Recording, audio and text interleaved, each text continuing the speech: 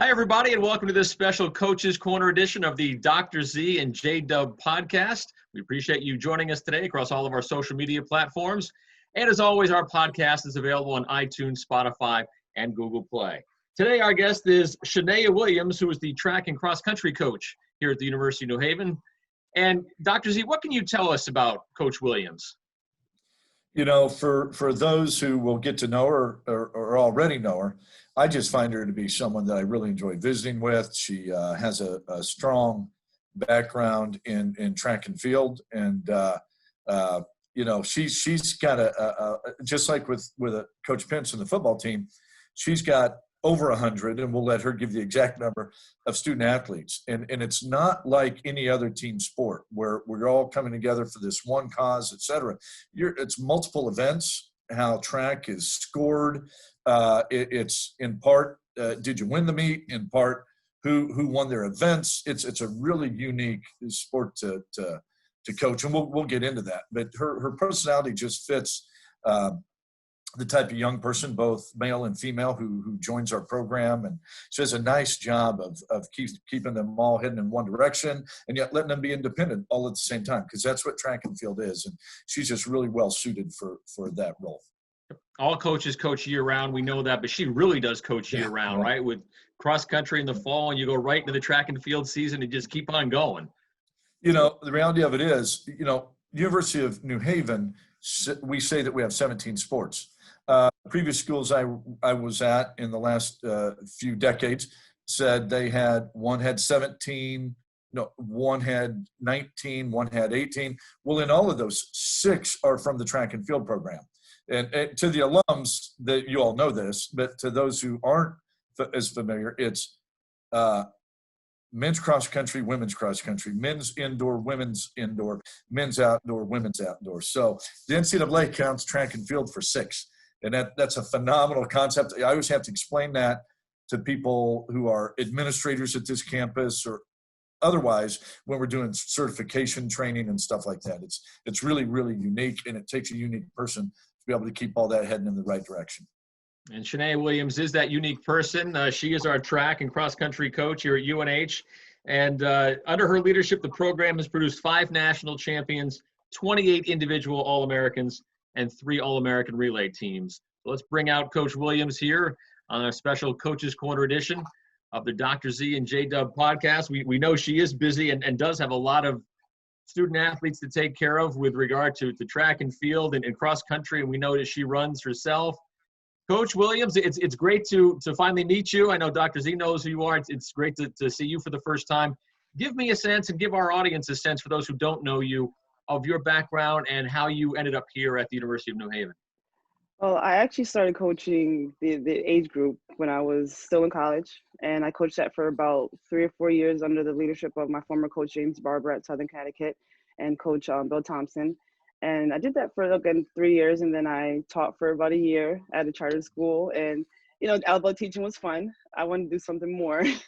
So, you know, the current coach at the time, or the former coach at the time, they were looking for a position, an assistant coach, and I reached out and I said, hey, you have an opening for me? I know you have an opening, but do you have one for me? Didn't have much experience, but on the youth level, and, you know, I kind of just started from the ground up, and I started as the assistant coach for a couple of years, and then moved on to the women's head coach, and then on to the director of cross country track and field, and I've been here going to my 11th year. It's been quite a ride. You mentioned full plate, J-Dub, as I said. Yeah. It's unique, and this is becoming more and more the trend, that there's one coach in charge of both men's and women's programs. Yeah, Coach, how do you juggle and balance all this stuff when you have, as Dr. Z said, basically 6 teams that you're in charge of? And we do say coach, but really your title is director, and you really are. How do you handle all this? Well, just having a great support system. The staff is amazing. Alexandra Gavon, who's our throws coach, she's actually coached here longer than I have. She was a part-time coach for, I guess, about 10 years before she became permanent. Nicholas Noheimer, who's actually the head cross-country coach for us. So he handles all the distance recruiting and all the distance runners during cross-country season and track season. Then we have a graduate assistant, and, you know, every 2 years we'll get a new one. So that helps. That's a huge help for us as well. Then we'll have a part-time coach every few years as well. So, we say 5 coaches on staff, 3 full-time, and then we'll have our graduate assistant, our part-time as well. So a lot of student athletes, but we make it work. What's our total number right now? As of today, what's our last head count across both men and women? We're at 86, just almost at 100, but 86. This was our largest recruiting class this year. We brought in about 30 freshmen, and all 30 have stayed. All of our returners came back from last year, so retention is high, and this again our largest recruiting class. So we're really excited to bring them along, and in a different year for us. Normally here in the fall, you would be competing in cross-country meets, across the state and across the region. Without any competition right now, what are you doing, and what are the student athletes doing to stay engaged? Well, at first when cross country was canceled, there was obviously a huge disappointment with the staff and the student athletes. But we spoke with them via Zoom, and they had done 3/4 of their training all summer. We had a young team last year, and just all of them were returning and sophomore and up. And we had one senior that he was just doing cross country, so he's really looking forward to it. So after the call, we kind of eased their nerves and just encouraged them to continue training and getting ready for the indoor season. And we've just been training and preparing every student athlete from distance to throws to sprints and jumps to get prepared for the indoor season. So we have about 10 groups of athletes from we keep the distance runners together, the jumpers and sprinters together, the men and women, keep them pretty separate. But each coach is at every practice. We'll practice from about 12 in the afternoon to about 4 or 5 on a daily average. And we'll maintain our social distance. And right now we're just base training. We're preparing for the fall, getting them used to wearing the mask, and it's been great. This is week 3 of training, and we're keeping it fun. Just keeping them engaged, and they're really having a good time. No one's really skipped a beat, and we're covering all areas that we need to cover. As in all fall, that every fall that we've had here, it's all base training anyways. So now the cross country runners are experiencing a little bit of a different training. They're not going out and preparing for competition just yet. We're just working on their strength, their balance, their mechanics, and just getting them prepared mentally and physically for the indoor season. Shaunnaya, talk about. I was sharing with J Dub before you came on the uniqueness of a track program. It's not just you have a variety of different types of athletes, just like football. Your throwers are often like the linemen, and your sprinters and jumpers are like the skill positions in football, and then you've got your distance young people that I'm not sure where that fits in football other than a few receivers or something. But personality-wise, they're a team, but it's also very individual. And I find not only do you find that on the field of play, so to speak, you also find that on campus, and you often get a lot of involvement and leadership out of your track student athletes, whether student activities on campus, our student athlete advisory committee, we call it SAC, or now our Chargers Alliance. I find track student athletes tend to rise to the top and want to get more involved than other student athletes at times. Right. We have a very diverse team. We've had athletes from Alaska to California to New Mexico, from all over the country, in all different majors. And, they come to the track and field or cross country programs wanting to be a part of the sport. And, we welcome that. We never really turn anyone away unless it's their choice, but we welcome any and everyone from all walks of life. And, that includes the diversity of our staff as well. And we do encourage that they get involved in other things on campus as well.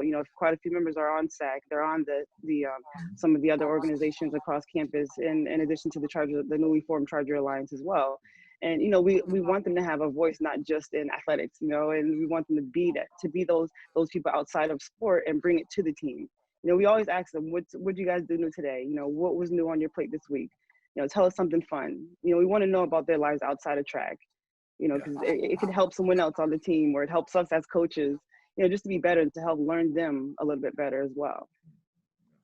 Coach, is that part of your recruiting pitch when you're on the recruiting trail, to try to attract, potential student athletes and runners and throwers? What is it that you tell them about why they should come to the University of New Haven and compete here?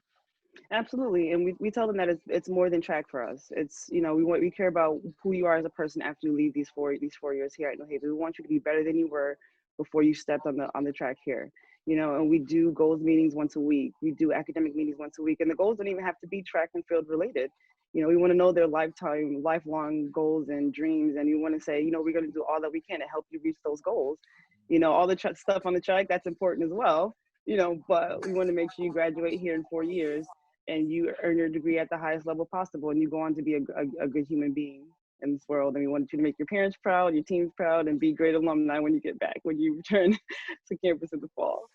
So, that's a huge pitch. And I remember, meeting with, multiple student athletes that would reflect back to their first visit. And they say, Coach, you didn't even talk about track. You talked about life. You talked about what I want to do and what I want to be, my major, my siblings, my family. And that's important to us as a coach. And, if you sit in a meeting with any coach on staff, we all say the same things. These are the type of athletes that we want to bring in, athletes that are committed, that have their head on straight, they have goals, and, they want to be somebody after you leave here. And that's who we love to work with, people that are goal driven, that are here for the academics and then the athletics. Yeah, we do things differently here at the University of New Haven. Right. These are the way we think, in terms of trying to encourage, potential student athletes and their families to come here to UNH. You also mentioned just a minute ago the alums, right? Because we want to stay with them after they graduate. What do you see as the connection and the relation between the track and field and cross country alums once they graduate? Are they still a part of the program? Yes, we have many student athletes or alum that come back. They've come back in the past in the fall to the Charger Huddle or the homecoming, and we typically would do an alumni race the night after the Charger Huddle, the morning of the football game, and we'd run just maybe a mile or two around through the athletic field and come back, and they'd all speak to the current teams, and our student athletes would have an opportunity to hear where they are, what they're doing in life. And some of the alums would actually promote opportunities for them to maybe come and do internships with them in the future. And it's always nice for the current student athletes to see the former student athletes and just hear their journeys. And many of them would say, hey, don't take this for granted. Your 4 years will go by. It's a lot of the same things that the coaching staff had said to them while they were student athletes here as well. So that alumni engagement is great. It's always nice for, like I said, the current student athletes to see, where they could potentially be in 4, 5, 10 years from now. We have a range from alumni who graduated a year ago to alumni who graduated 20 years ago. So it's a good, conversation to have with the alums and the current student athletes. And then some of them have their individual conversations afterwards, and they stay in touch with them. They pass business cards and things like that. It's just a nice connection to have the alumni engage with our student athletes for sure. It's said pretty well, J-Dub. I'm not sure there's not much to say beyond that. Yeah, the only other, I agree with you, Dr. Z. The only other thing I would say, Shaunnaya, is in your message to cross country and track alums, why should they remain involved with the program? Not only today, not only tomorrow, not only next year, but 5, 10, 15, 20 years down the line.